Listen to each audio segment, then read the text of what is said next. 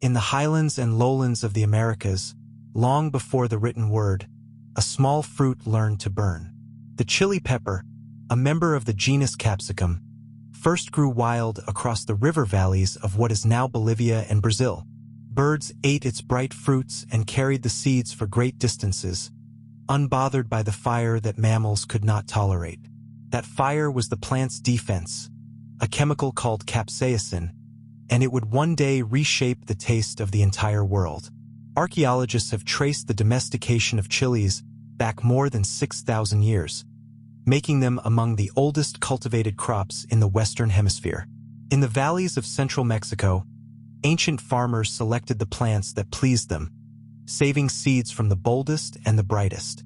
Over many centuries, a single wild lineage branched into hundreds of forms, from the gentle bell to the searing habanero. For the peoples of Mesoamerica, the chili was far more than seasoning. It was medicine, currency, and offering. The Aztecs paid tribute in dried pods, healers ground them into remedies, and cooks blended them into sauces that warmed both body and spirit. To grow the chili is to understand patience. The plant begins as a tiny seed, sown in warm soil where frost cannot reach it.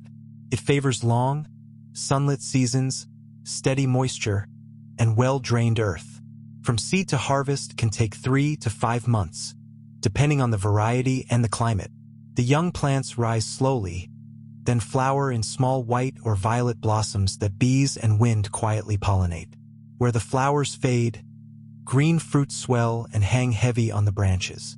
Left longer on the plant, those fruits ripen through yellow and orange into deep, glossy red, and as they ripen, their heat and sweetness deepen together.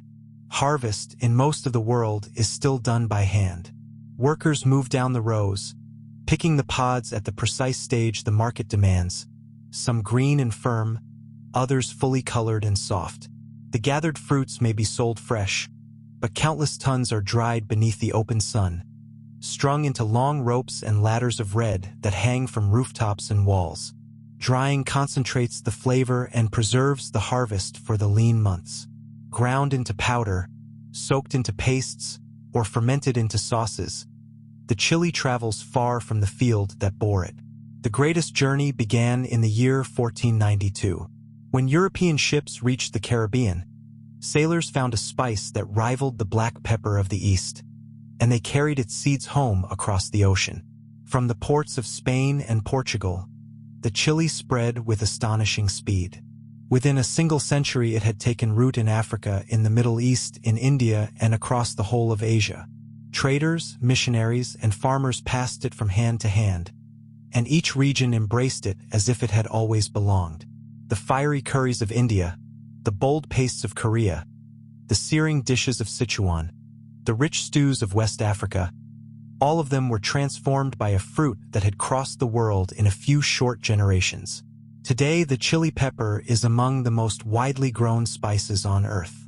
It thrives on every inhabited continent, cultivated by small farmers and vast operations alike. India, China, and Mexico lead the world in production, but few nations are without their own beloved varieties.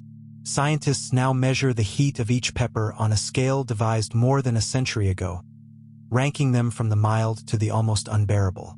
Breeders compete to create the hottest fruit ever recorded, while others seek the perfect balance of flavor and warmth. Beyond the kitchen, capsaicin has found its way into medicine and even into the tools of defense. From a wild fruit eaten by birds in a forgotten valley, the chili became a force that touched nearly every human culture, crossed oceans, climbed mountains, and settled into the cooking pots of billions. The heat it carries is not merely a sensation but a story, a quiet record of curiosity, trade, and the endless human hunger for something more. In every fiery bite, the ancient fields of the Americas live on, spread now across the entire turning world.